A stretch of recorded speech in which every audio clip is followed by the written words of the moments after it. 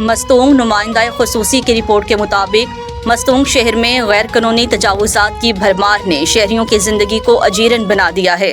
सड़कों, बाज़ारों और फुटपाथों पर दुकानदारों और ख्वांचा फरोशों ने गैर कानूनी तौर पर कब्जा जमा रखा है, जिसकी वजह से ट्रैफिक की रवानी मुतासिर हो रही है और राहगीरों को शदीद मुश्किलात का सामना है। दूसरी जानिब ईद करीब आते ही अशिया खुरोनोश, कपड़ों और जूतों समेत दीगर ज़रूरियात ज़िंदगी की कीमतों में होशरबा इजाफा देखने में आया। दुकानदारों ने सरकारी निर्खनामे को हवा में उड़ा दिया और अपनी मर्जी से मनमाने निर्ख वसूल किए जा रही हैं। ना कोई चेक एंड बैलेंस है और ना ही ज़िला इंतज़ामिया की जानिब से कोई मौसर कार्रवाई नज़र आ रही है।